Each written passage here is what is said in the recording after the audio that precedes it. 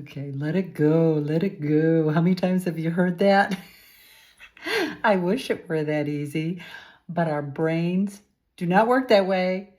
Our brains do not like unfinished business. And I've done random brain science about being complete with incomplete because we're actually tricking our brain a bit. I wish it were that easy to decide to let something go, boom, without doing the emotional work around it. It doesn't work that way. What usually happens if you decide that you've let it go and you haven't done the work, well, you might overeat a lot to shovel down the feelings. Maybe it's sex addiction to push down those feelings. Maybe it's being a workaholic or a rageaholic. Things happen when we push stuff down. It comes out sideways in different ways. So there's an interesting piece of research that I love that may help explain why we need to complete things, at least in our own brains. It comes from a psychologist. I want to say her name right. Bluma Zeigarnik. She discovered that people tend to remember unfinished tasks more so than completed ones, like that thing that nags at you that you got to get done. That is all brain science, right? Once something feels complete, our brains naturally stop giving it attention. But unfinished tasks continue pulling at our awareness. That's like when I have a list of things, I just got to get it done. I don't want to wait to do it tomorrow. I'm already in the mode. I want to get her done, right? Can you relate to that? Now, Zeigarnik, let me say it again. She wasn't studying forgiveness. She wasn't studying conflict, emotional pain, all the things. She was studying memory. And even so, her work provides a fascinating way to think about unresolved experiences and why they keep occupying our attention. Think about your own life for a second. Maybe someone betrayed you, humiliated you, harmed you, abandoned you, molested you, falsely accused you, or perhaps you're still waiting for an apology, right? Some of us have that, and it's an apology that's never going to come. From your brain's perspective, that story isn't finished. If it's waiting for that, part of you keeps waiting for the ending, and that's all brain science. Maybe they'll finally understand what they did. Maybe they'll admit they were wrong. Maybe they'll have remorse. Maybe they'll take responsibility. Gosh, maybe they'll even apologize. But what happens when they never do?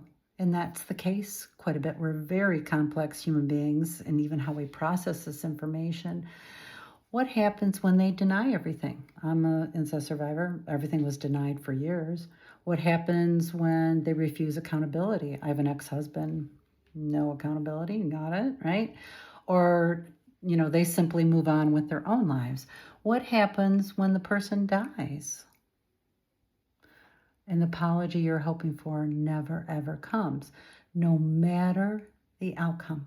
Out of all those scenarios and any other ones you can add in there, your brain continues searching for closure that another person may never provide. It's like putting your whole happiness in someone else's hands. If they just complete that, in brain science, it makes zero sense. And the more you understand this, the more you go, yeah, that kind of makes sense. And it's so many times that reminder brings that unfinished story right back into awareness, because your brain and your mind is looking for an ending. And this is where I think we've misunderstood forgiveness so much. Many of us believe that forgiveness is about changing the past. We might not say that out loud, but we kind of believe it.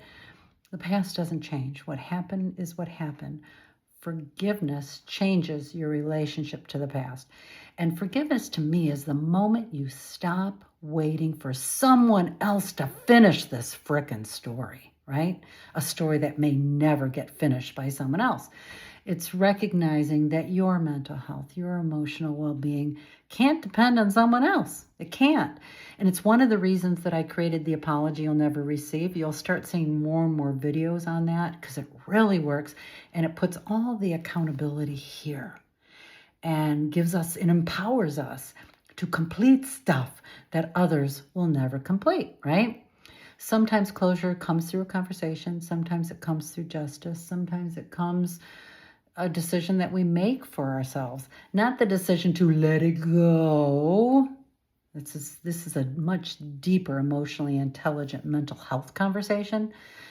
The decision sounds something like this, and this is a post-it note moment, okay? I will no longer wait for someone else to write the ending to my story. I will no longer wait for someone else to write the ending to my story. Just saying that is actually tricking your brain for closure. Your brain needs closure. Forgiveness isn't pretending it didn't happen. You know that. It isn't excusing the behavior. You know that too. Or forgetting the pain or shoveling it down by eating Reese's peanut butter cups. That's from personal experience. Okay. It's choosing not to let someone else's lack or decisions shape you and your future. You got the power, right? You do. You really do. And sometimes it comes from making the deeply important decision that I get to write the ending. Random brain science on being complete with incomplete. That's what this really is. The story of what happened to you will always be a part of your life. Always. It's yours. And it doesn't have to occupy the prefrontal cortex of your brain, have to make you manage triggers on every single minute and wait for someone else to finish this story for you. You can do that. And actually, you're the only one that can. Okay, I'm cheering you. Okay? Mwah, bye.